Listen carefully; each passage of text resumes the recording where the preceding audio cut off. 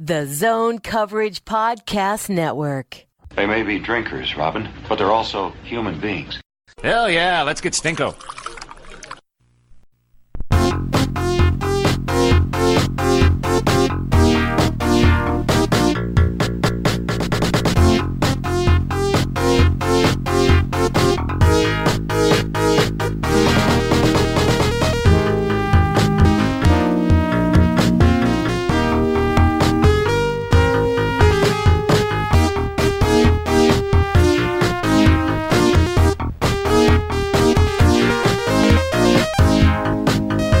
Welcome, Giles and the Goalie Podcast, the 200th episode of the Giles and the Goalie Podcast. We made it. Who would have known? Yeah. When we started in that dank corner of Patrick McGovern's bar, Yes. who would ever thought this podcast would have run 200 episodes? Yeah, that's pretty wild. James to think Taylor about. can still go to hell. I am your host, co-host, Giles Farrell. I do it now just to get the eye roll out of you. Yeah, I don't know why you bother correcting yourself in that so often. That's but Ben Remington. Hello. Sporting his Golden Knights hat, beloved Golden Knights. Well, this is a Vegas Golden Knights podcast. We've established that. We're going to be a Carolina Hurricanes podcast. That's true, yeah, that's a good point. We go where Eric Holla goes. Yeah, that's true. We have a special guest with us for this anniversary episode, number 200. The first of which is, for those of you who haven't trekked all the way back into Season 1, into the audio files that those are unto themselves. The audio quality that was Season 1. There was like 15 episodes or something that actually got published to air, and I think there was Something like probably that. 7 or 8 that got lost to At least, yes. the Watergate tapes. Yeah. But there is about 18 minutes missing out of every podcast as Yeah. well. That's so true, That's very yeah. Watergate. there's good quality that was lost in there, including like Sure Switzerland, Oh, yeah. Wild Rice discussions. Yeah. We had some interesting topics that never saw the light of day, sadly. When you dropped that drink, was that one a lost one as well? Probably. Okay. Like anything that was memorable, like That's seemingly from that first season, like it just got Anytime lost. we were entertaining, it was a guaranteed lost podcast. Yeah. Except for the clip art Bonneville flag. Yes. Yeah, Yeah, that that made was it. a good one. Bonneville, Justin Alberta. Fontaine's hometown. That Yeah. was a good. Oh wow, Justin Fontaine. I forgot all about that Bonneville Yeah. flag. Wow. Look that up, listener at I home. don't know if you didn't ever actually finish that introduction because people still No. don't know who I am. No, I'm terrible at introductions, so it's okay. But that is the voice of Charlie Beatty, the former co-host of the Giles and the Goalies podcast that it was called in Season 1. Yeah. Charlie can be heard from such shows as the play-by-play of the Minnesota State High School League hockey tournament for one game, subbing in from some wow, way to minimize it. on-ice duties. The funny part of that was I just turned it on, and I thought, oh, hell, you're doing play-by-play. That's awesome. So I just sent you a text saying, hey, great job, like having no idea what the hell had actually happened. And then I later saw you doing the between the bench stuff, which is what you were supposed That's to be what doing. I was supposed to be doing. So then I wasn't supposed to be there that day at all, actually. So then I looked it up, and I was like, oh, okay, there was some there's some stuff that went down. So I was like, Stuff that okay. went down. But yes, exactly. In case of racism, break glass. No comment. No comment at all. Sorry, I had been working on that for like a week, so Ah. that's the entire show prep that I did was his introduction. But it's not bad. And then next to Charlie joining us is our most frequent guest on this podcast over the last 200 episodes. Sadly, that's not Nate Wells. No. He was passed The title long was ago. stripped from him. Yeah. Like many Wild players, I'm just a bad contract and kind of hanging around. Yes. He is our potential buyout always as a guest on this podcast. That's Tom Schreier.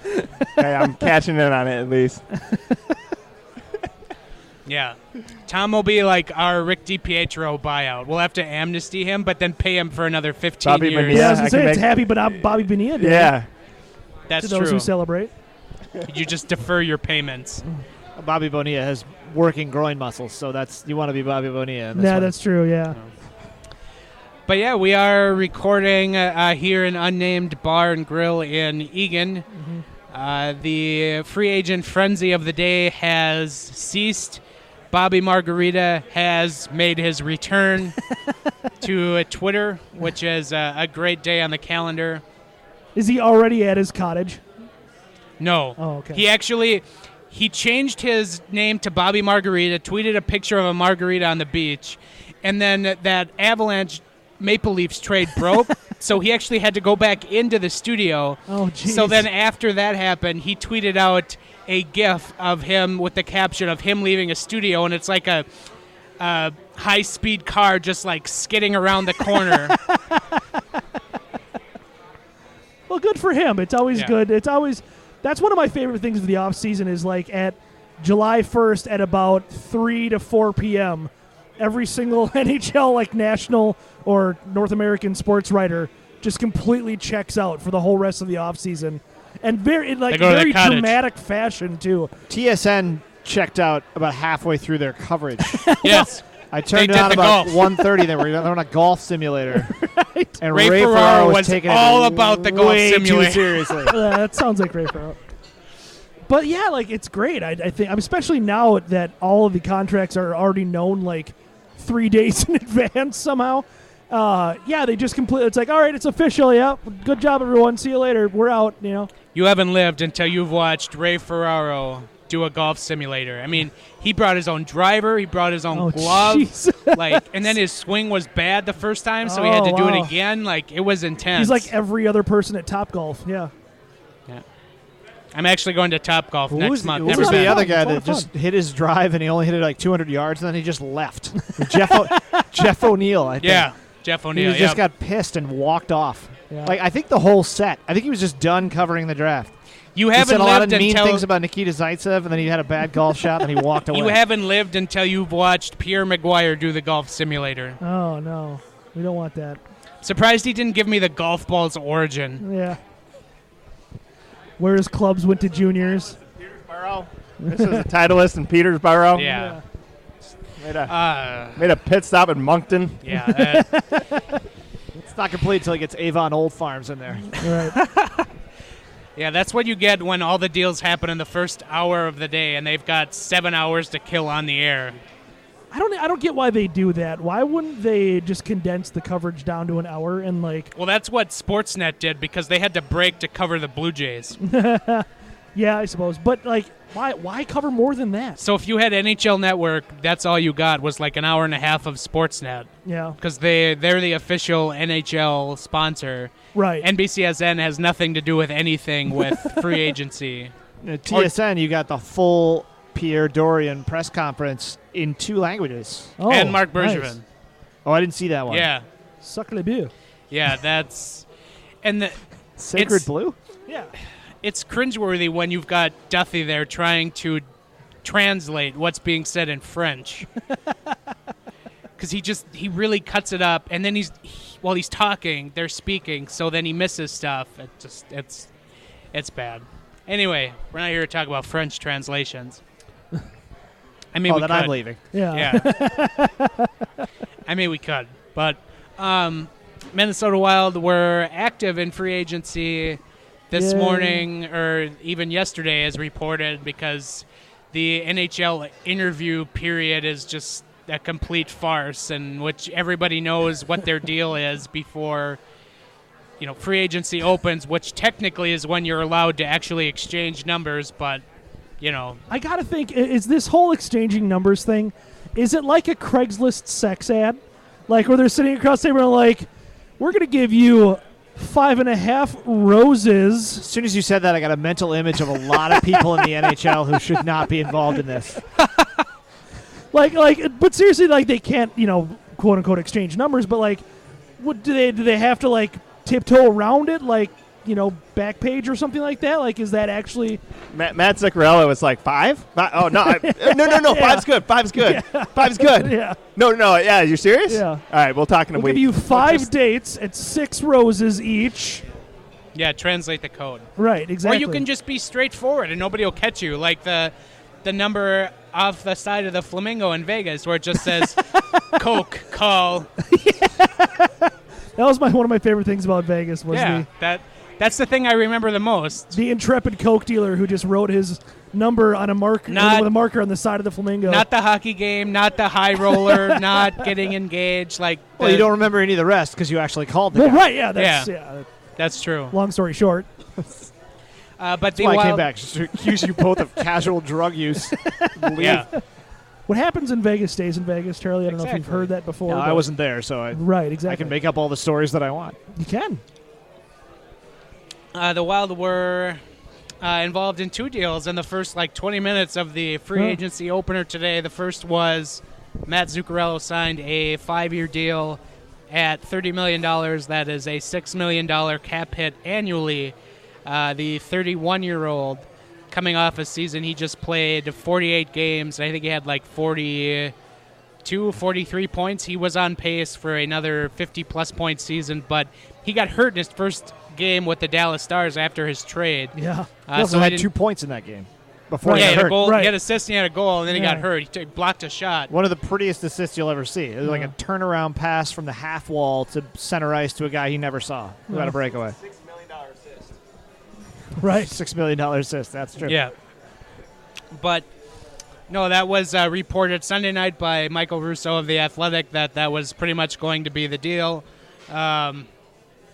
Evolving Wild had him projected pretty much on $6 million annually, but they only had him at 4 years, and the Wild took it up to a 5th year with a no-movement clause and then a 10-team no-trade list in years 4 and 5 of the contract.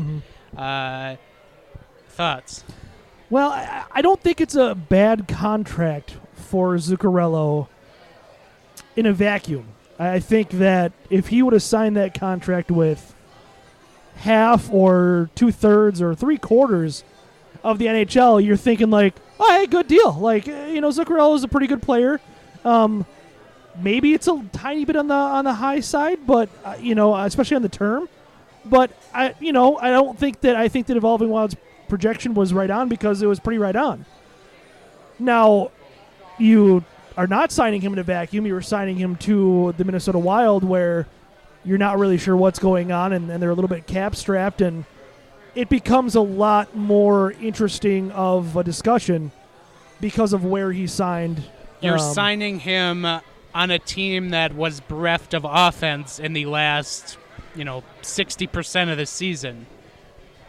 Yeah, and that's why they signed him because, I don't know, the last, 15 off seasons, the Wild are we need more scoring. And so they go out and they sign somebody who How scores long's a the lot. team been around? Yeah, They've needed more scoring every year. Yep. So, yeah. Except 2007. So, that's what happens when you need scoring desperately. You go out and you not necessarily overpay for it, but you have to pay a lot of money in free agency to get people who actually put up points. So that's how they end up where they're at. And now it's going to be that much harder to navigate future deals, future signings, future trades, etc., because they have another big contract on the books.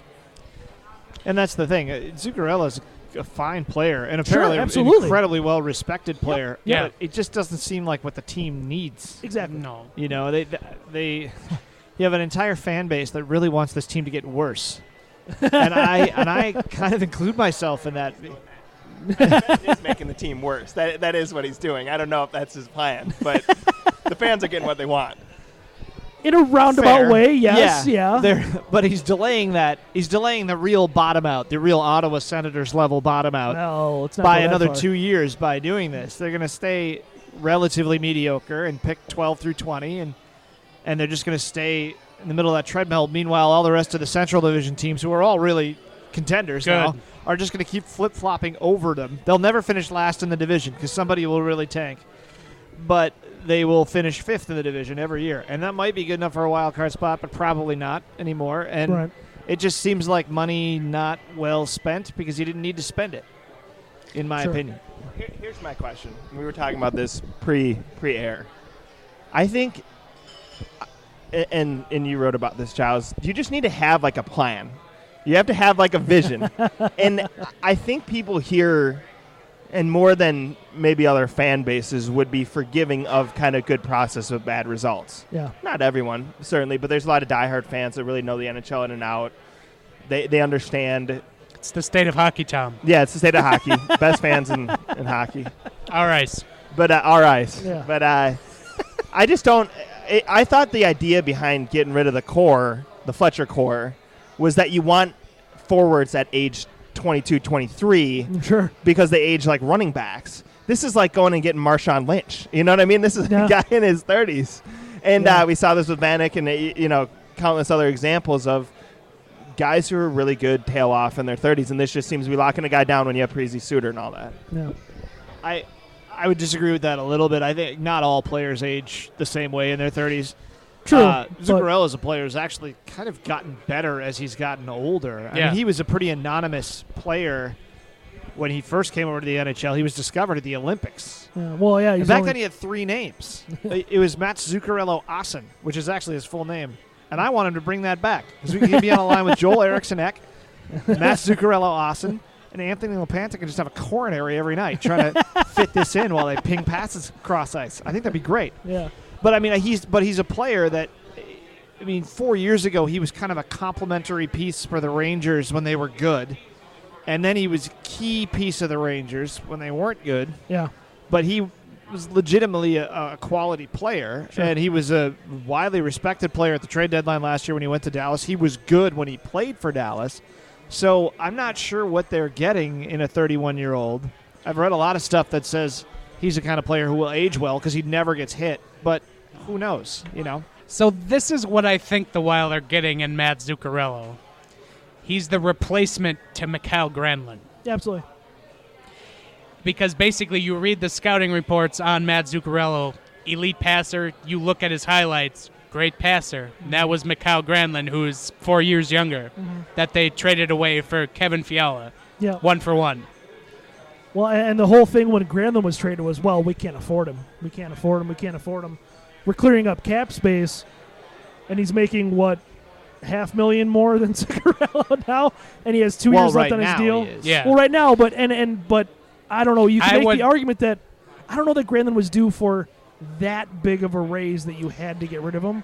That's probably true, but does his agent know that? No. Because that's what matters when you get into those discussions. Sure. Because agents, they're not going to look at the fact that he played terribly when he played for Nashville. Right. And who knows what he'll do this year. And then he'll sign his contract. The agent's just going to say he's 27, and this is when players get paid. 60-point guys. Depending on what he does next year, I was kind of thinking he probably gets somewhere in the neighborhood of $7 million, somewhere in there, plus or minus, $500,000 or whatever. But sure. Would you rather have Mikael Granlund for 5 years at 7 or 7.5, or Mats Zuccarello at 31 going on 32 for 5 years at 6?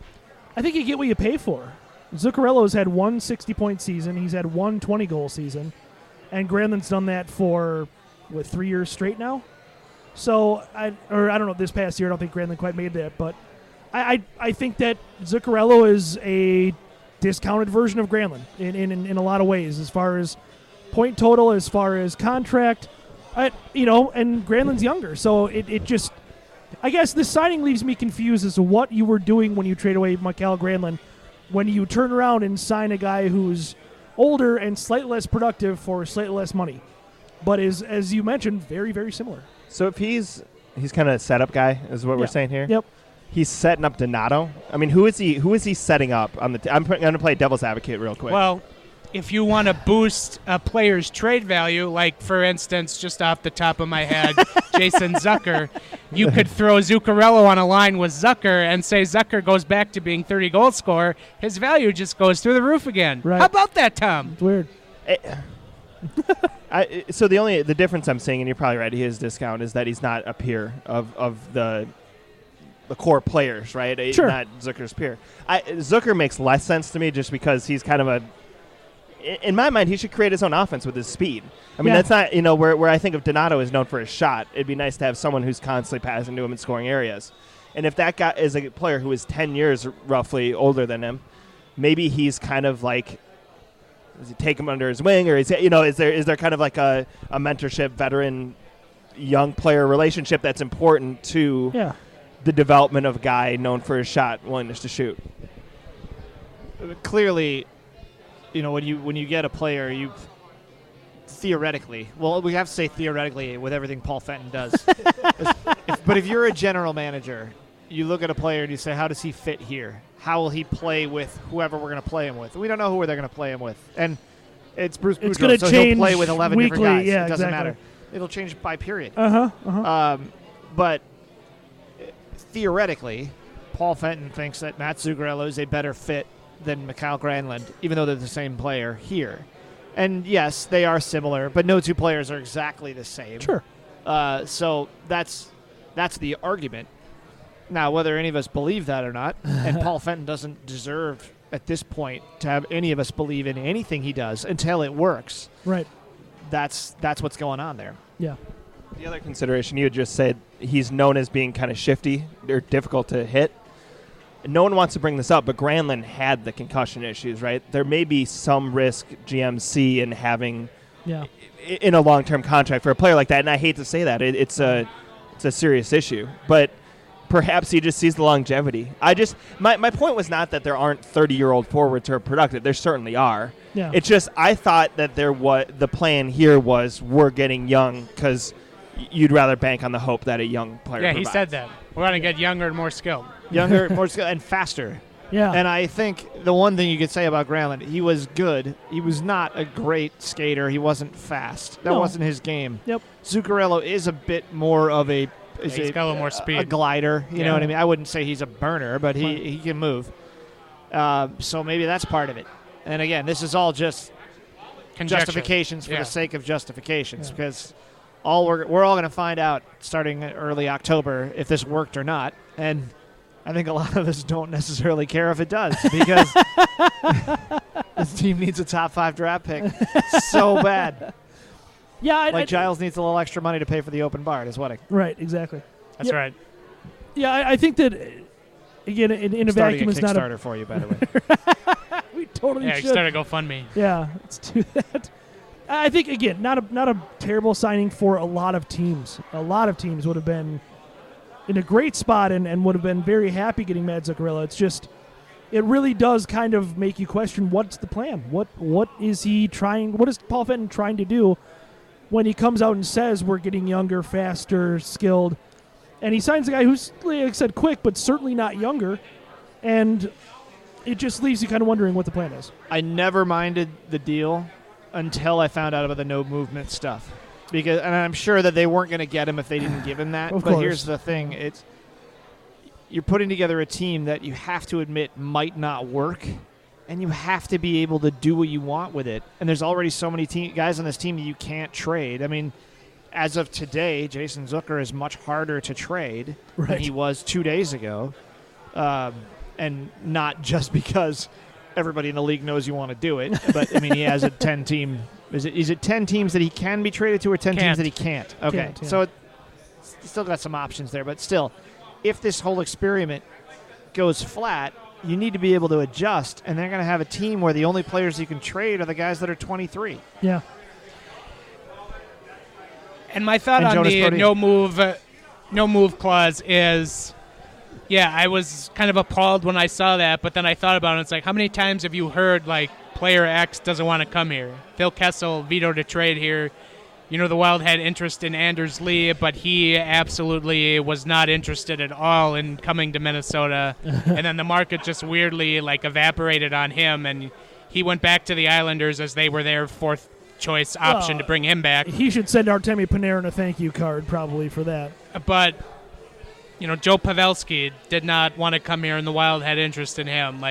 You've seen the market clearly say, Minnesota is not a top destination anymore. And so I feel like you have to give out things like the no-move clauses if you want to sign these players, which, again, questionable giving out that contract to begin with without the no-move clause, but you give that out as a whole. That's really what it takes. Let's pause on this for a second. Phil Kessel. Phil Kessel. Arizona Coyote, Phil Kessel. Yes. How the hell is Arizona a better situation? If that's the truth, Minnesota's in trouble. They have some good options up front. They were really lacking in goal scoring, though, from Rick their Tocchet depth. is the whole reason why he's there. Yeah. Yep. Rick Tocchet. Exactly. Rick Tockett's the easy answer. But, like, they have good defense and they have good goaltending. So you get in a guy like Kessel who can provide a little more offense. They were 4 points out of a playoff spot. They'll probably be a playoff team next year. Who's their goalie? No. Yeah. Antti Ranta. Darcy Kemper. There you go. Yeah. Well, and the rest of the Pacific Division just loves to, like, take a dump on itself. You've got the teams in Alberta just trading Mike Smith for Cam Talbot. Like, okay. Way to think outside the box, guys. That's why I say fifth in the Central. Probably going to get you in. It's just a matter of if you're fifth or sixth. When it comes to, like, the Battle of Alberta, is that like chemical warfare right there? I feel like that's some kind of that's something that's against the Geneva Convention. And when it comes to the Battle of Alberta, well, you had trading those two teams goalies. in Alberta trading goalies. You had a legitimate trade between the two teams in Ontario today. Yeah. Biggest trade, well, not the biggest trade of the day, but the second big. It was the biggest trade of the day until about 3 hours ago. Sure, yeah. And it doesn't make sense to me. Well, that one was 100% because Zaitsev asked to leave, right? Like, he demanded but out of 30 other teams. Oh no, I'm with you on that. It just, I guess, I think Kyle Dubas was looking to prey on the Senators situation, and I think vice versa. I mean, Kyle Dubas, well, he that's has true. no money. That's true. He had to get rid of a lot of it. Yeah. So he could bring in Jason Spezza on a 1-year deal. Yeah, for $700K. No such thing as a bad 1-year deal, Charlie. 62-year-old Jason Spezza on a 1-year deal. The other move that the Wild made was they signed Ryan Hartman to a 2-year deal at $3.8 million, so $1.9 annually cap hit. Mm-hmm. He played with Nashville and Philadelphia last year. He's played for Chicago in the past. And was traded to Dallas a week ago, but his qualifying offer was not extended, so he became an unrestricted free agent. Decent enough, and I wrote about him at the end of last week, where he's kind of a good bargain buy, where you plug him in either like your middle or bottom six, and he's a decent winger that can give you a little bit of offense, and especially if he's in the bottom six, which he's more than likely going to be, where the Wild are badly lacking in offense. He had 29 points, I believe, last year. Well, and you look at like Joel Eriksson Ek and Jordan Greenway; those guys combined for 36 points last year. Sure. So Ryan Hartman was a good deal. And here's the thing. Ryan Hartman is exactly what you should get in free agency if you're a well-run team that drafts good players that are your stars. Yeah, you just signed Ryan Hartman. You get a third or fourth liner who can only be better than what he has been. Sure. And at low risk. Very low risk. And, he's you call him an agitator, which the Wild don't really have that kind of guy, but he's a pain in the ass to play against. Sure. In a lot of good ways. And he's right-handed. The question I have for you guys, because you guys mentioned this earlier, and I think it's worth to think about now, is how would you build a team knowing that Parise and Suter are under contract, and Suter is essentially part of the front office, and Parise's kind of the voice of the team. How do you build a team that gets you a top 5 pick? I mean, do you make a bad faith argument and say, "Hey, we're just getting young guys," and Parise and Suter know they're not good enough? Or how do you create that team? I would have left the forwards as it is. I still would have probably signed Ryan Hartman to fill the younger and quicker category. Would not have signed Zuccarello, and then I probably would have entertained trades for Jared Spurgeon, who apparently they're going to have discussions with, later this summer. But if he doesn't like the direction this team is heading, then they're SOL. They could sign him today. Because they could extend him today. You don't have to start now. You could have started earlier, and you could have figured out what his price would have been. And we've talked about that. You just can't sign the contract until today, July 1st. Nudge, wink, wink. So now you carry that into the season, and you say you don't like the numbers that you're being given, and then you're like, okay, we're going to trade him. Well, then you're probably going to get something for less value than what you could have gotten this summer. So that would have been another route I would have taken, but more of what I would have done was just let the forwards just be as is and let Fenton's kids run the show. Well, one of the biggest mistakes of the Chuck Fletcher era with players like Niederreiter and Coyle and the guys that are gone is that some of them just never got the chance that they should have gotten because they kept going out and getting Matt Molson or Jason Pominville. So they kept these guys on the third line. So you never really found out how good they could possibly be. And when you get, that's the knock against getting, and I think that's what you're saying too, Giles, the knock against getting a 31-year-old Mats Zuccarello, as much as we all think he is a very good hockey player, Sure. is that he's going to he might push Ryan Donato or Jordan Greenway or Joel Eriksson-Ek or probably not Fiala. Fiala can't do it, but into the minors to start the year, maybe. Yeah. And it's the same problem all over again. So, yeah, you have your 2 mega contracts, your 3 old guys or whatever. You trade the players that people will want around the league because you can get better bargaining for them, like a Spurgeon. Brodin probably doesn't fit that mold at this point. Maybe Zucker, even though it's the worst kept secret in the world, so that takes the value down. But you know what I mean. Yeah. And then you just play it out and hope that you get a top 7, 8 pick in the 2020 draft, which is supposed to have 7 or 8 really, really good players. Well, I know one quick way to get rid, to down your win total too, and this isn't going to be a very popular idea, but trade Devin Dubnyk. I mean, you've got a guy who, let's face it, he didn't have a great year last year, but the alternatives are pretty terrible. And so it's like, you want to lose a lot of games? I've got one Al Stalock over here. I was going to make that joke, and in between the time it took to get the microphone, you made it yourself. Yeah, well, that's where I was going anyway. He just sees Al Stalock as a 3-year contract to get picks. We need it. Well, there's the thing. The thing about trading a goalie, though, is the goalies are the only guys you actually want to trade during the season because teams get desperate if they think they're going to make the playoffs and they need a goalie. Yep. And forwards and defensemen, the value for them at the trade deadline isn't always as good as it might be like at the draft. Right. So, if you're going to trade a goalie, why not play out the first half of the season? And if a while they're in the tank, you trade them. You put Stalock and Kakkonen as your 2 goalies and see how well he plays. Yeah. If that doesn't work out, then you figure out plan B, which is develop Hunter Jones. We need Roz in here to talk about Alex Stalock. Yeah, no, it's one of my prouder moments. I think that's what you do.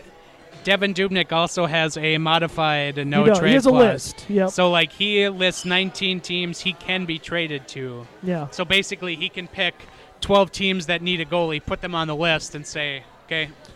Pretty much. And so, I don't know. But that would just be my quick and dirty way to tank the team is just you got to cut off the goaltending. And, again, Devin Dubnyk wasn't great last year. And that was a huge reason why they didn't make the playoffs. Well, the whole team wasn't great last year. Well, exactly, but they didn't play well well around him. In front of him wasn't there. Yeah. Devin Dubnyk's December through early January is why the Wild missed the playoffs and ultimately traded Granlund, Niederreiter, and Coyle. Right. And so, that's how you do it. And conversely, I think, how do you win with Parise and Suter contracts? Well, I think Nashville kind of showed how they could do it without having a lot of super high picks.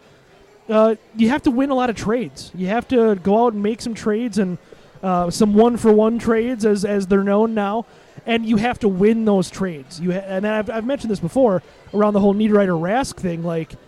You can't make trades like that, basically. I was going to say teams trading with the Wild are winning trades. Right. Do we remember who was in line for that job had Fenton not gotten it? It's like Paul Fenton, Tom Fitzgerald from New Jersey. And then those were I think those were the last 2. Pierre McGuire. And then it was they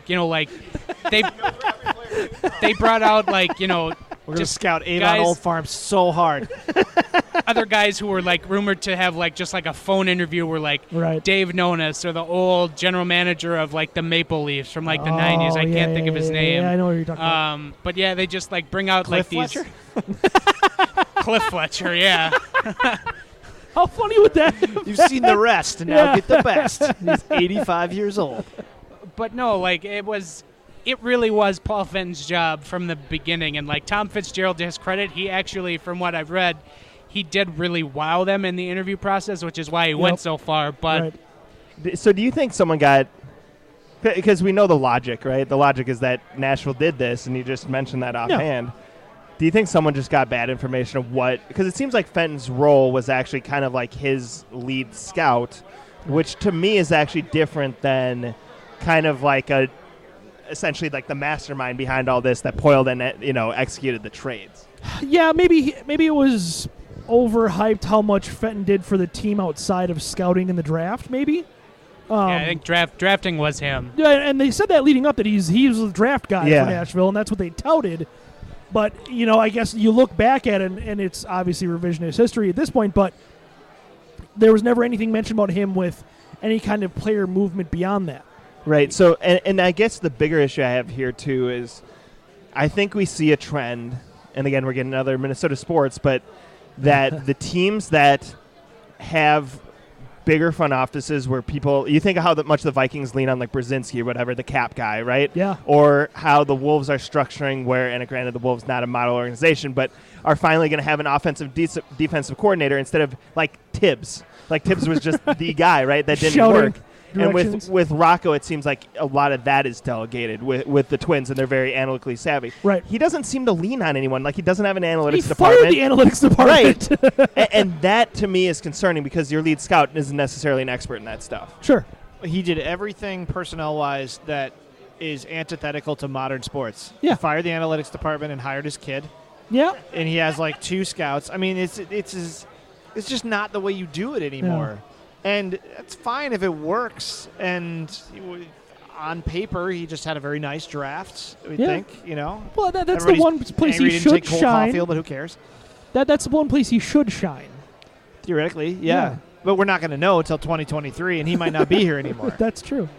You think they all gather around like his mahogany desk and drink scotch at the end of the night? Like they're just like this weird embodiment of madmen in a. I don't think like they drink scotch. In an NHL front office. He doesn't strike me as a scotch guy. Okay. No. You might be into like harder stuff, like no Everclear. Well, you got to wash down the crazy pills with something. I mean, it's There's an ever-present punch bowl in his office, and you're just invited to spike it at some point during the day. Are you guys talking about my office? That too. Yeah. So now we see what the Wild roster is going to be. Obviously, there's a little bit of lineup juggling that still has to be done going forward because there's just too many forwards on the roster to essentially to ice a team come fall. But what are your general thoughts? I think we kind of briefly touched on a little bit ago in regards to the Central Division, but I just use the Evolving Wilds WAR lineup model, and essentially you plug a good player like Zuccarello in there, and they still had the Wild only projected at 80 points. That's fair. That's totally fair, and because you've got so many unknowns with the Wild. I mean, Matt Dumba was on pace for an incredible season last year, but that's just on pace, and he hadn't really had a season like that before. Same goes for a lot of those guys. Yeah, Donato had a nice little hot streak. That was cool. But there's so many unknowns with this team still. A lot of ifs. Yeah, How many games has it been since they actually scored a goal? 3 at the end of the year? Probably, yeah. That's the thing. And so, yeah, and you've got guys like Eric Stahl and Mikko Koivu that very much aging, very much losing production at this point in their career. Parisi and Suter, you could very much argue the same thing. So there's a lot of unknowns with the Wild, and you look at the rest of the division being, good God, how scary are the Avalanche right now? They're going to be good. Dallas is going to be good. Yeah. If they can get one of Corey Perry or Joe Pavelski to provide secondary scoring, that's going to be a good hockey team. Because Ben Bishop was criminally underrated last year. Well, that was the crazy thing is that Dallas all of a sudden, Dallas before last year was this wide open team that was going to score 250 goals and give up 245. And then last year they learned how to play defense. Yeah. And all of a sudden they're a good team. And now they've added more. I'm not sure if Corey Perry has much left in him, but Joe Pavelski did just score 35 goals. Right. And he will score, I'm sure, at least 25 this year. And they're going to be a good team. Everybody in the Central is good. It's just a matter of how good are they. Is Winnipeg – where is Winnipeg going? I think Winnipeg right took a little bit of a step back with the players I they've think they lost. did, Kevin yeah. Hayes, Tyler Myers. Hayes didn't really do anything for them, Right. did he? No. Tyler Myers off the blue line and Tanev off the blue line as well. I don't know. That's a weird team right now because they haven't really added anyone. They've just kind of let people go. I think Chicago is still kind of bad. Them signing Robin Lehner is very interesting because I didn't see that one. It makes me nervous. Yeah, they signed Robin Lehner to a 1-year deal How did he only get a 1-year contract? I He don't was know. legitimately very good. He had, Yeah. he had bad playoff games when they got The Islanders busted. felt best that Semyon Varlamov for 4 years was a better option than Robin Leonard.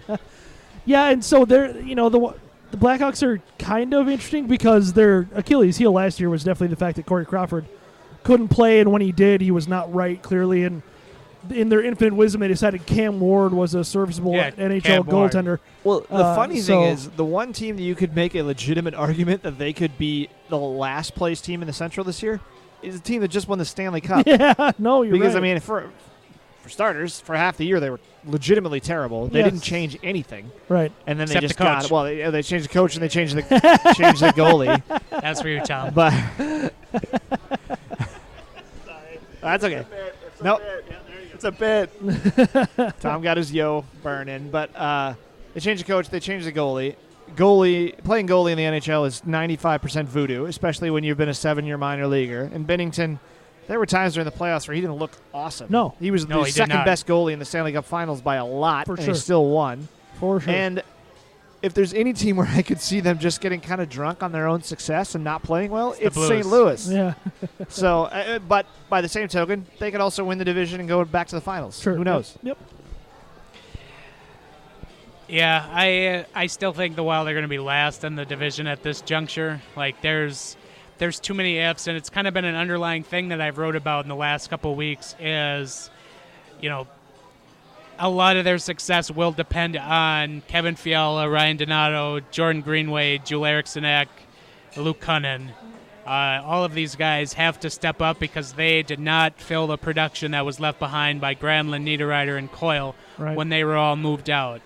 And the only one that really ever came close was Donato, who actually put a decent stretch together because he was, pretty much like a bat out of hell because he came from the minor league straight to the NHL and he was just lighting it up. He was a little motivated. But I also wonder, moving forward at center, you've got kind of a logjam right now at wing, but Paul Fenton loves players who can flex from center to wing or vice versa. So say this is probably going to be the last year of Mikko Koivu in Minnesota, whether he retires or not. So you can probably flex somebody into center for next year, after, say you move Joel Eriksson up if that's the route you really want to take. But you move a Greenway over to center, Cunnin to center, there's options in-house. It's not great options, but I'm wondering if that's where he's going now. Top line center and just force feed that down everybody's throat for 60 games and see what happens. That's the dumbest idea I've ever had. But Yeah, I that's pretty stand by bad. it. That's pretty bad. That's how you get a top 5 pick. Yeah, Yeah. yeah. I'm all aboard the Quentin Byfield, Alexis Lafreniere train. Look him up. Yeah. I don't know. Defensively, the Wild are very, very good still, or Yeah. they will be seemingly going into the year. And goaltending is kind of a wild card because, one, it always is. Two, Devin Dubnyk is hot and cold as, as He's a wild fast card as the within the Minnesota weather season. can go. But, yeah. And then, you don't have a capable backup, and that was something I was kind of quietly hoping for with Minnesota would be to sign a better backup goaltender, but they are very content with Alex Stalock jumping around in the crease. But, I digress. Back when I the used to thing. have a Twitter account, I believe I tweeted once that he plays goalie like his equipment could come flying off at any moment.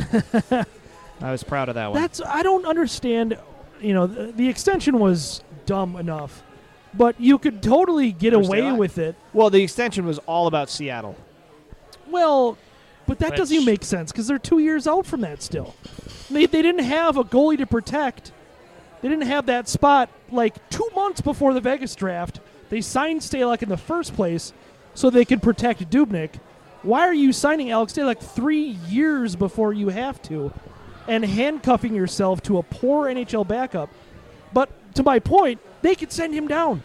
They could send him down and it buries a lot of that cap hit. I think you only take on a $100,000 or $200,000 cap hit if you send him down to Iowa, which who the hell is going to claim him? And you could sign a competent NHL backup for under $2 million who could actually push your goalie who has shown flashes of, Vezina quality play at times. I just don't understand why that's still not something that the Wild are interested in. Either Fletcher or Fenton didn't seem interested in that. There's no reason it isn't, though. I mean, just because it didn't happen today. True. That's the kind of thing you might do True. in 3 weeks with some goalie who doesn't get signed, Yeah. and then their value drops. Sure. Cam Ward. Again, that's this not- is all yeah. assuming that we have Yeah. a general manager who knows what he's doing, and nobody. And I'm big playing a assumption. lot of devil's advocate over here. I Yeah. don't believe it either. No, and that's kind of where I'm at. It's just like that doesn't. Like, is that honestly your plan? Is honestly your plan to have Alex Stalock be your backup for the next 2 seasons, 3 seasons? It's like, if so, who are you trying to fool? Like, he's not an NHL back goalie, and actual NHL backup goalies that are good at being a backup are not that expensive. So I just never. This comes back to me though, and I hate to harp on the same themes over and over again. But I think if you delegate some of this stuff, like you could say as part of someone's responsibility, your responsibility is to make sure we don't get screwed in the Seattle expansion draft. Sure. Because we know the Vegas one did greatly affect this team, right? I mean, it did. Oh, it yeah. did. Oh, yeah. And by the way, while we're not the only team that Oh no. messed it up, Yeah, but Florida has yet to recover. Yeah. Florida. I think they might never recover. Florida That's- became a soccer team. Yeah, they Yeah. did. They did. That to me is again the process thing is just these nuances that would be difficult. We talk about hedging trades or whatever it is. I think it'd be difficult for the most brilliant GM ever to calculate all this in their head while they're going through with trades. Sure. It's much better that it's delegated and someone else is taking care of this, and they'd say, hey, this is what you should do with your backup goalie, whether he's from Duluth or wherever the hell else, right? Not a Minnesota guy, right? So I chalk a lot of these mistakes up to probably just poorly constructed front office. Yeah. Do you think Paul Fenton knows about cap friendly? No. No. I'm pretty sure he doesn't. I think he made it his desktop, but the problem with that is it never changes because it's just a picture. Somebody pulled that prank on him, and he thinks the website doesn't And work. it's also upside down. Yeah. Damn it! I keep clicking this link, and it won't click. That's why Shep Harder got fired. He changed that to his desktop, and then He caught him. Paul had enough. He caught him in the act. Still didn't change it. No office hijinks at 317 Washington. It just doesn't go down that way. Yeah. So, any other thoughts on free agency today? We saw Artemi Panarin sign with the Rangers, which I don't know. I kind of pegged him for. I know Florida and the Islanders were big on him.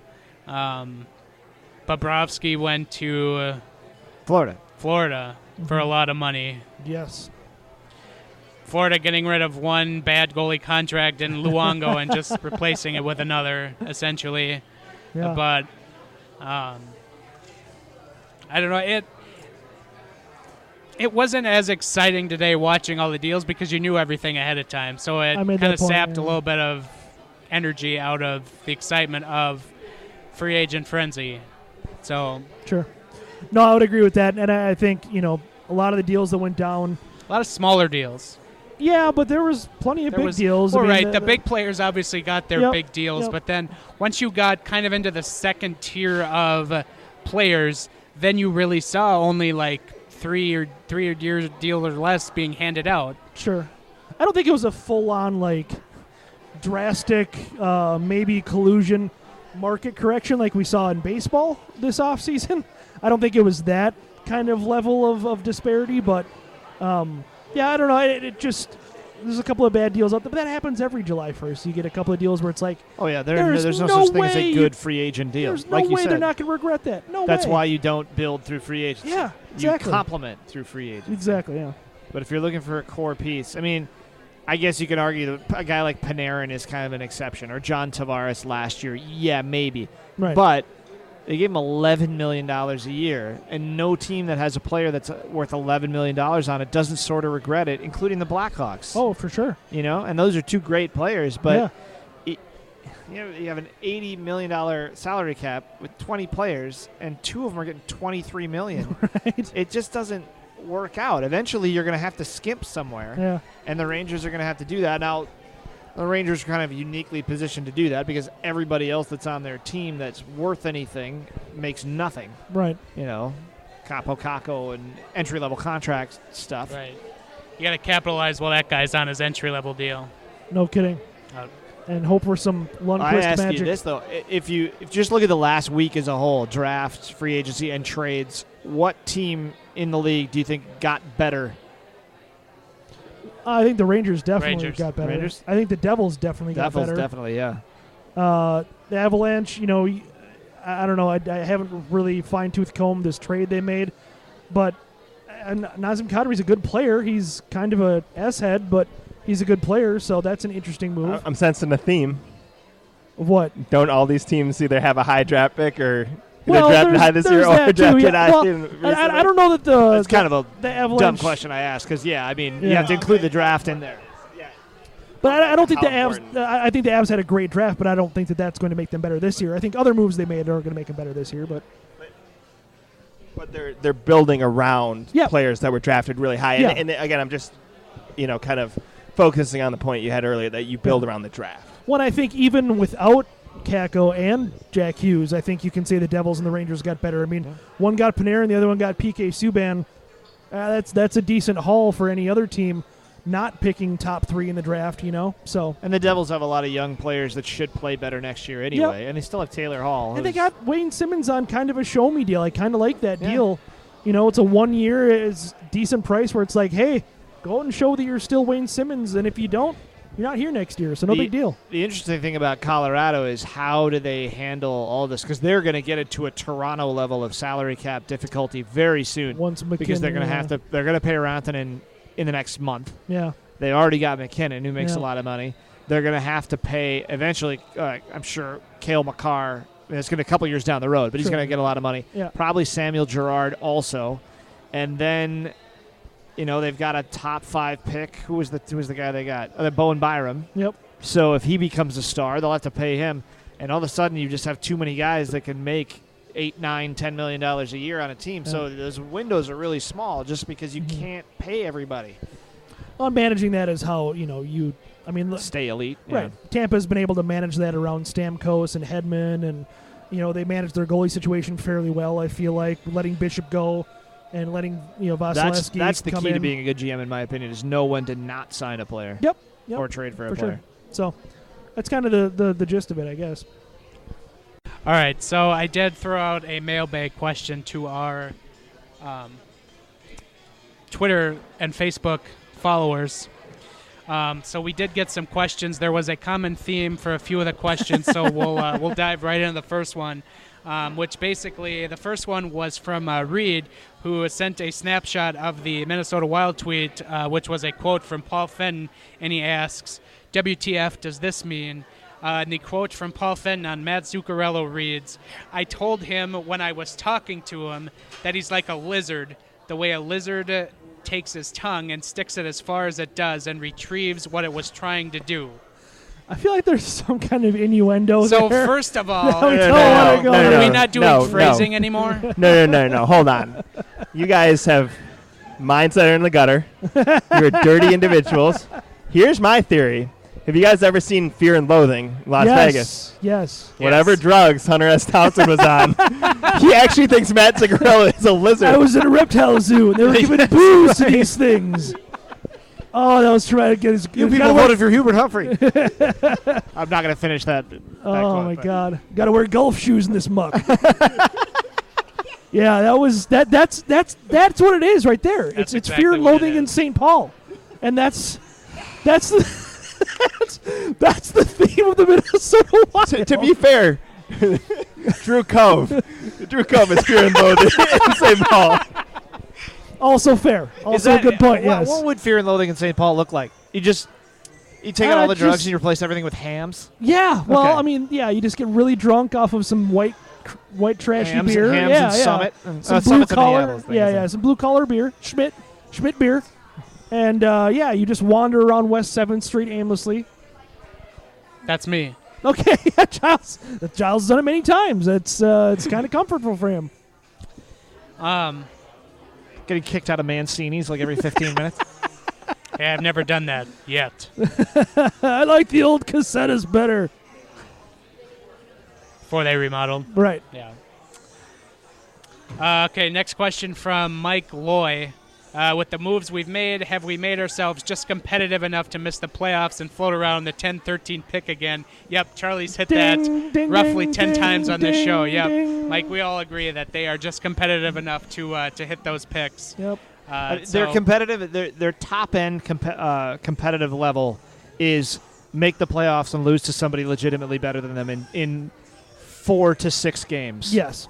Losing 5 like they did the first year they made the playoffs against the Blackhawks, and they got smoked. But last here's year the thing, against the that Jets. Winnipeg series, I mean, that last game of the Winnipeg series last year just felt like a spiritual end to an era of Wild hockey. When they were getting destroyed in that first period, you had to know that the league had completely passed them by. Yes. And they didn't really change anything. So when they didn't do that, you knew they weren't going to make the playoffs. That was a this year. funeral for It was Chuck a spiritual Fletcher is what it was. depancing of a team.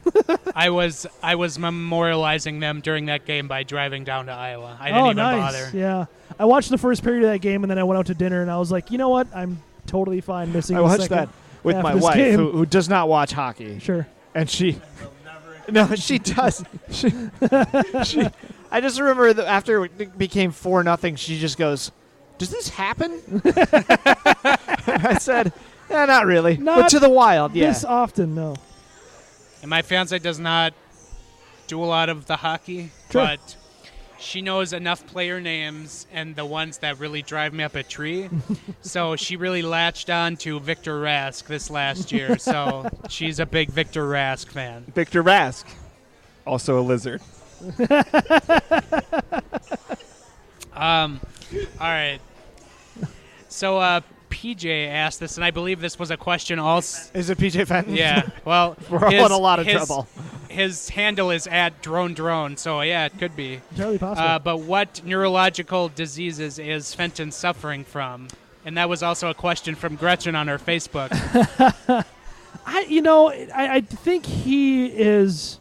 He's got owneritis, an owner that is so far in his head it's clouding his judgment. That's part of it too, but I don't think the owner is really meddled in like trades. I think the owner is putting a lot of pressure on him to make the playoffs, and that I understand. Well, when you're doing that, you're putting pressure on everything. You're meddling in everything. Sure, but I think that the owner didn't force him to make bad deals, and that's kind of where I would counter. I mean, I'm just saying he's not completely off the hook, is what I'm saying. I think Leopold is actually getting more off the hook than he deserves from the fan I would agree with base. that. When you look at his ownership history, he owned the Predators when they weren't good. Yeah. And they weren't run very well. And when he sold them, they got much better. He does not run the Wild. I can't tell if he is a bad owner or a super genius who knows exactly how to make a team that will make money off its fan base, but never really give them anything that he has to answer for too much. Yeah. Now, these things are difficult to fully verify, but there was a Charlie Walters report that the Wild have to make the second round of the playoffs in order to be profitable. As in, like, because of the contracts they signed and because probably the market signed in the TV deal. That and to be fair, like, the Wild ratings are actually pretty good, so you'd think that Fox probably shells out for that. But so I kind of, if he meddles, it might truly just be from a financial standpoint. He's willing to spend the money, but he also has playoff expectations every year. Yeah. Yeah, but that's a meager expectation. If you're just trying to make the second round, you're not actually trying to win. Sure. So my point is, are they trying to win just enough to keep everybody on the hook? Yeah, well, I mean, inadvertently. And I'm not saying that they sit down and say, I think inadvertently, in their underground lair while they wear their capes and just say, all right, guys, we've got them right where we want them. Where they're drinking their moonshine. But if they are subconsciously underachieving, because that's all they need to do. Sure. Question from NH. I ask, why does everyone think the Wild are going to be terrible next year? Last year, the Wild were one of the best teams at limiting shots, which is true, and had the worst PDO in the league. Well, there's things that go into PDO, and I'm not dismissing PDO as completely not to be used what it's used for, but I think that PDO can be predictive if you're, have a hot goalie that isn't sustainable, or if you have really hot shooting that isn't sustainable. But if you're not a good shooting team, which they weren't, and I think that was a huge problem. And if you don't have a goalie who's playing well, you're going to have a low PDO, and it doesn't necessarily make you unlucky. primed for a bounce back. It just makes you a team that doesn't shoot well and doesn't goaltend well. Do you know what percentage of wild shots would qualify? And this is offensively would qualify as like high danger shots. Not off the top of my head. Okay, I would love to see that because when you watch them, especially last year, the thing that struck me is how, yes, they could get shots on goal, but they just didn't seem like dangerous shots on goal. You know, they can't get inside where teams need to go to score, especially when you get into playoff hockey where it's just all garbage anyway. Nobody scores pretty goals in the playoffs. No, rarely.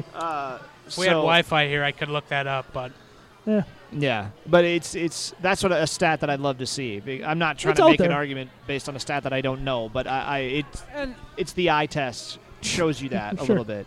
When my kind of argument is like the Wild could be good next year in theory, but as I've written and I've touched on this a few times on this show, is it relies on Eriksson, Fiala, Donato, Cunnin, Greenway, like taking step forwards. Like those guys have to pick up the production, and they were a big reason why their PDO, specifically like the shooting percentage, was low.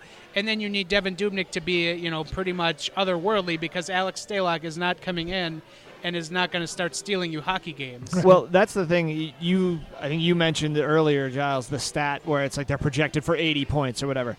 I don't like it when someone projects a team for a specific number.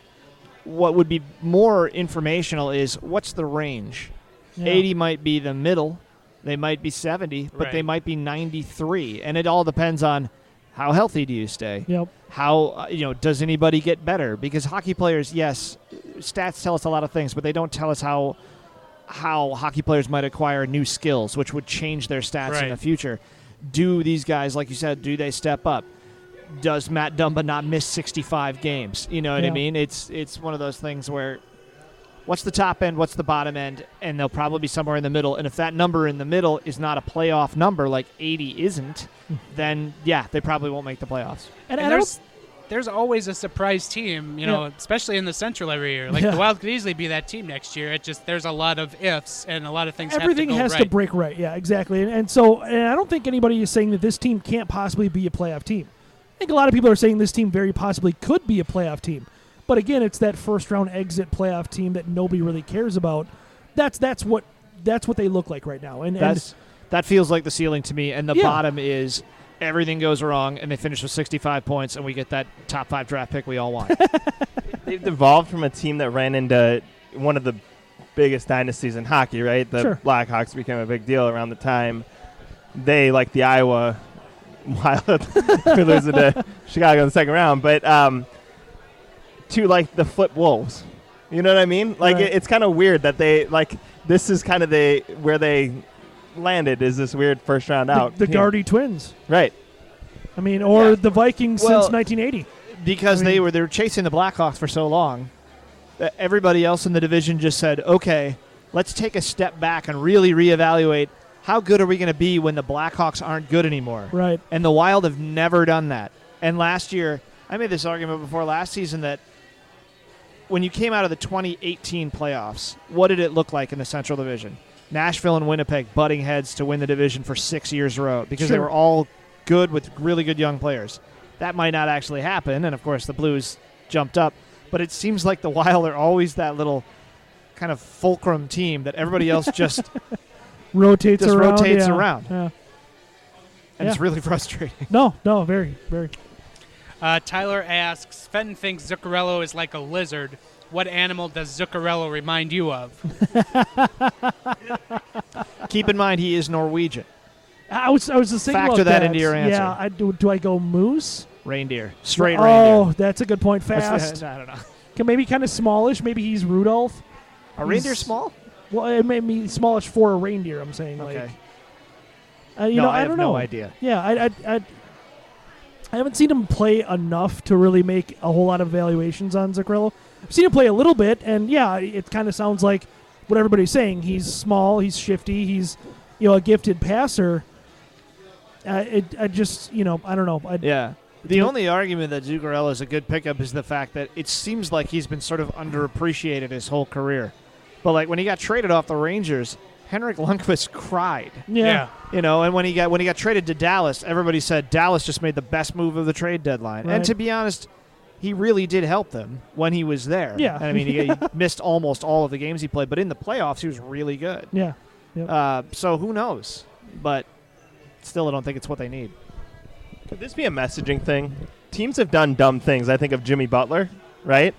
And I get that, this was right around the time they were rebranding and they were the big news. The Wolves were the big news at the draft. But is it just possible that the Wild, like, the message they send is just bad? I think so.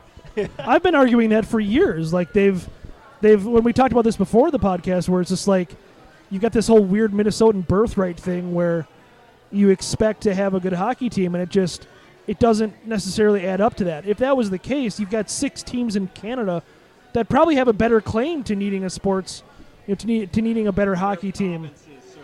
Provinces, yes. Well, I said. That sounds. The province of hockey is not. That wouldn't even look good painted on the ice. Well, and then you've got, Boston is in Massachusetts is pretty hockey crazy. All of New England is, Michigan, big hockey factory. Like, maybe better NHLers than Minnesota has produced if you really look at it.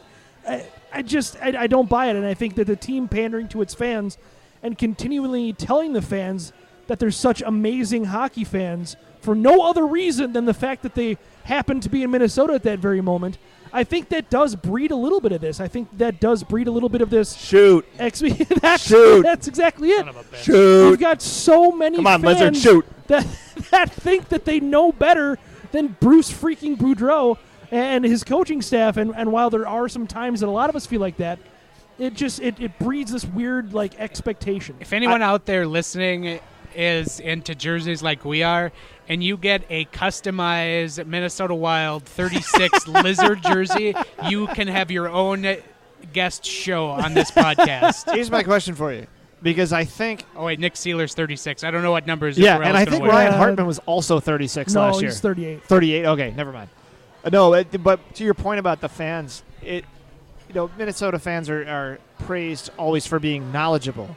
But sure. I think sometimes that turns into a detriment for us because whereas a fan in Nashville can go to a game and just be entertained because they theoretically don't know what they're watching. Yes. And that's such a stereotype. Tom's really throwing me off. I will shoot when I'm done. He will shoot Tom when he's done. To your point, yeah, that's true. To your point, I went to a game in Tampa last year. And it was great because that's what it was. You know what I mean? But they were just there to cheer on their local hockey team. Yeah, Vegas, same thing. If you go watch a game or you watch a game with people, it just becomes a contest as to who knows more. It's funny as we say Vegas. Vegas comes on the TV behind us. Nice. Yes. All right. Next question. Johnson from Wisconsin asks, what types of deals... Is that really his name? Johnson from Wisconsin? He's a frequent tweeter, yeah. What types of deals, term dollar amount, can Fiala, Donato, and Eck expect? I think I saw, like, Evolving Wild, their projection on Fiala was, like, 2 years, a bridge deal at, like, $325 million, and then Eck was, like, a bridge deal 2 years at, like, $1.5 million, I think. Just to kind of give you I think he'll get more than that because he's a former first-round pick. Yeah, I don't have the numbers right in front of me, but go to Evolving Wild's Twitter and find their spreadsheet. With those three guys, no movement clause for Fiala. I pegged them under like a shade under $10 million total. So if you want to split it up, $3 million each. They'll have plenty of cap space going into next year. Well, they have 10 to 11 million right now. But they only have those two guys left. Eck, Donato, and Fiala. See, this is what I don't like about Cap Friendly is Donato's in the minor league, so I completely whiffed on that. And, so that's... And to be honest with you, I think a deal is coming.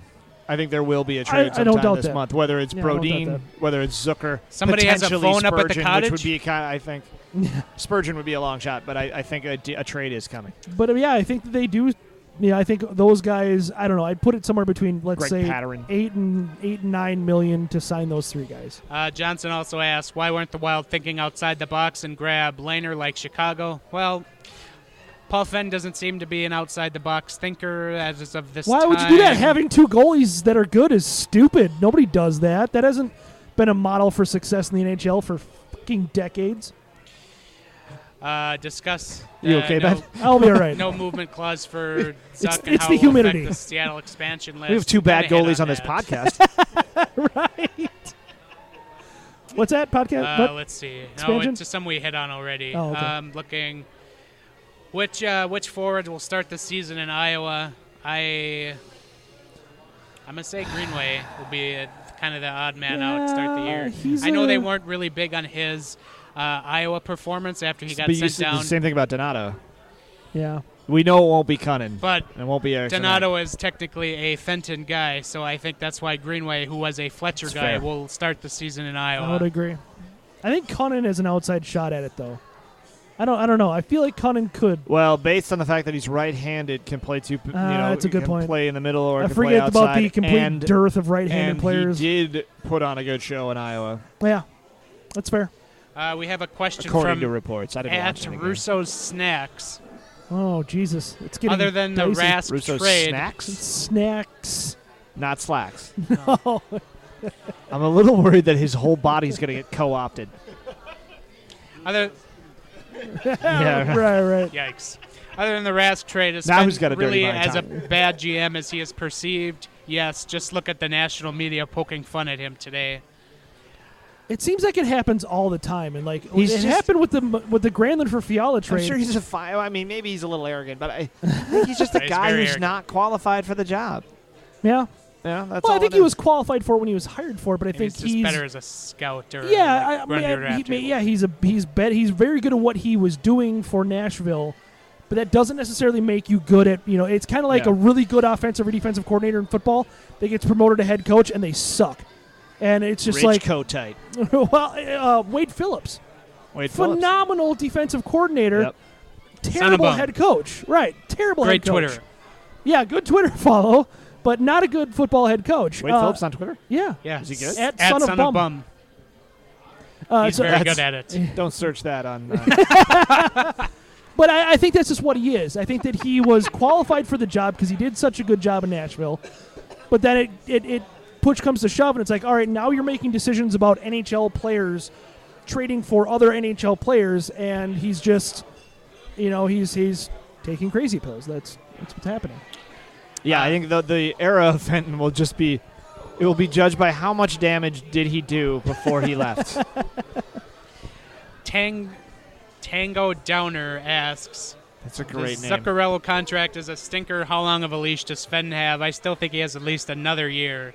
At least. If not two. I'd say two. I think that it's going to be really hard for Craig Leopold to swallow another failure of a GM.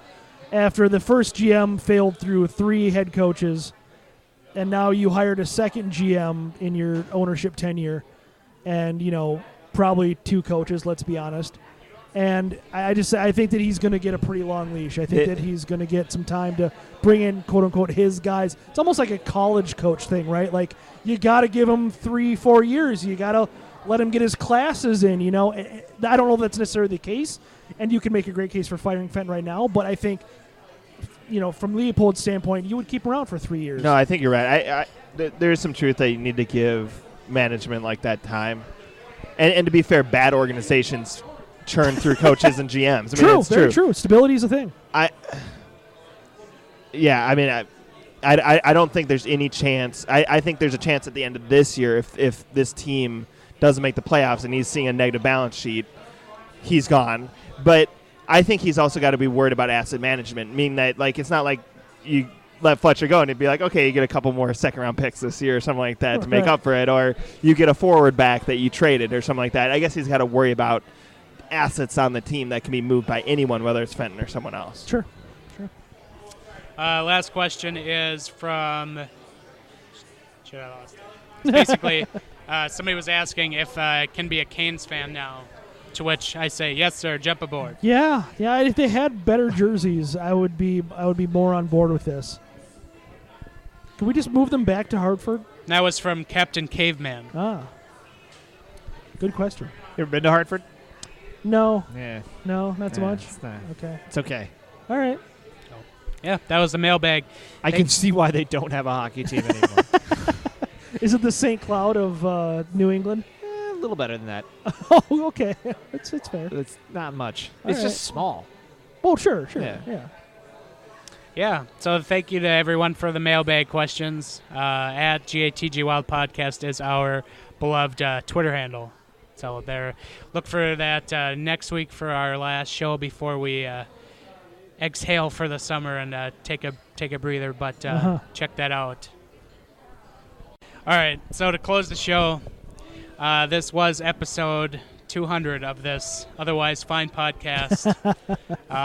The famed rating that we love to harp on. We're an otherwise fine podcast. Yeah. Although he keeps changing it, so we'll miss it. We'll miss the otherwise fun podcast rating that he gave us. I think originally. Yeah. I think that was his first negative review of many negative reviews that he keeps changing. He keeps changing it. So I mean, at least he's being topical with his negative reviews, but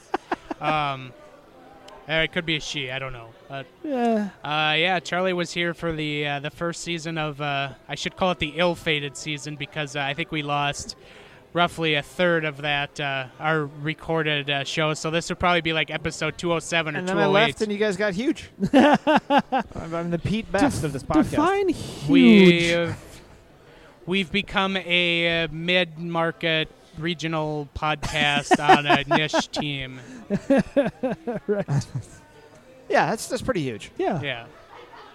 We do. Actually, the listens last week went up for the draft and free agency, so You should tweet that out and brag about it. no thanks. Inside joke. Should I start a Patreon and brag about how many subscribers No, we it's have? too specific, Giles. It's too specific. Oh. Damn it. Ruin the joke. Nobody's listening anymore. That's true. That's very true. But no, it's been a fun ride for 200 episodes. I never imagined in the back room of I can't Poor remember, Richards? Poor Richards Yeah. at the Wild Extra launch party that we would have 200 episodes For you guys to who our had name. never met before. Right, yeah. For people we had never met before. And then the Wild just blew like a 4-1 lead in the third period. It was an omen. We came up with the Anthony idea for this. Duclair had a hat trick that night. He did. I do Yeah. remember this. It was like his Oh. first game with the Rangers, and he just owned us. Jesus. He's done nothing since. Right. Of course. 4 teams. But yeah, it has. It's been a run. Ben got married in that time. Ben's having a kid in that time almost. I somehow got engaged in that time. That's, I did both of those things in that time. Well, brag Yeah. about it. Yeah. See, that's Well, what you're happens. almost there. That's what happens when you're not busy podcasting every week, Charlie. Is you have time to do these kind of things. Because I definitely have a lot of time on my hands. well, one of those I things didn't have doesn't enough take that time much to time. stay on the podcast. I know. We know. Yeah, no, it's been a hell of a run. I think I think it's surprising to me. It's still surprising to me each and every day that like we have fans. Like there are people out there that literally consider themselves fans of us, and that's just always been wild. And Hey, you know, it's just not wild like that. No, good catch though. I'm not one of them. Neither is Tom. So. Right? No, and I wouldn't expect you to be. You guys have better taste than that. But I just, it's really sobering, I guess would be the word. It's really incredible. It's really kind of a very neat feeling when you stop and think about it, which is probably something we don't do often enough with anything in life. But it's really, really, really cool that so many people have supported us for so long, and it's come this far. we met those people in Vegas who follow us. Yeah. I took my dog to daycare one day, and somebody came up and said, "Hey, I follow you on Twitter." Like, you know. Tom doesn't count for any of those things. The good news is nobody will ever see me again because I'm going to jail after I kill Tom. Witness. But no, it's weird, and I don't know. We've had quite the history on this podcast too. We've lived through bar bingo. We've lived through myriad of audio problems. Oh God. We've lived through James Taylor superfans. Yes. We've lived through cease and desist orders. That's right. That doesn't even count the one from the local hockey team. That's just for me.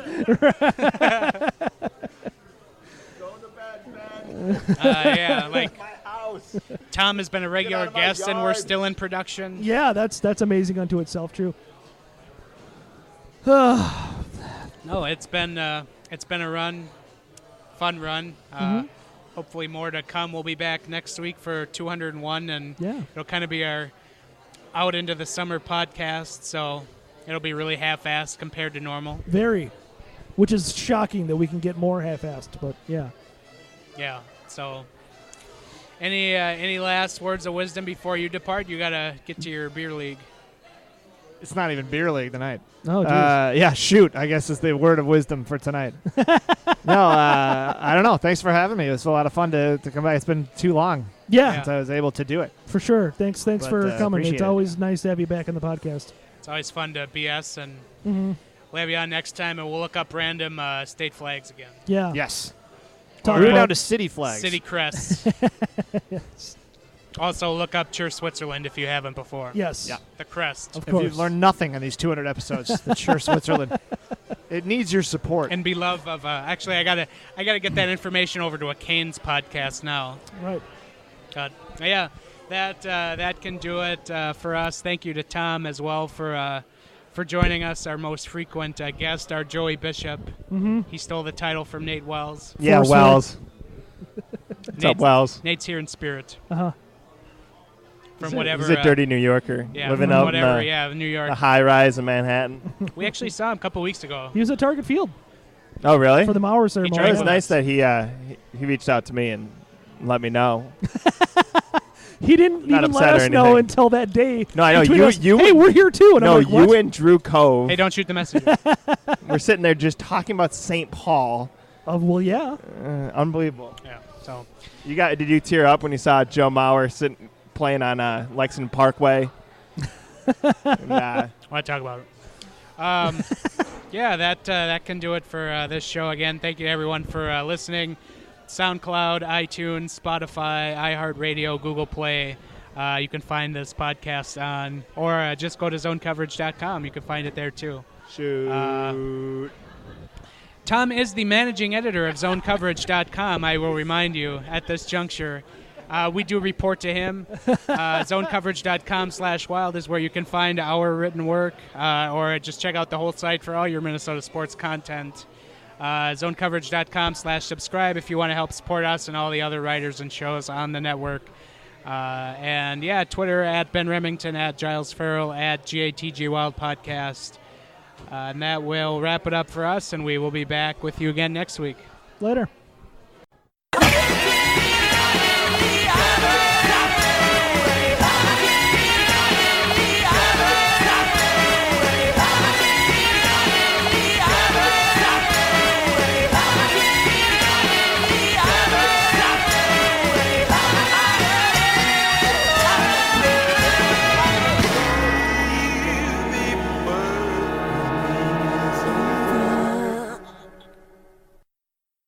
It's not resiliency. You're making it sound like we're good.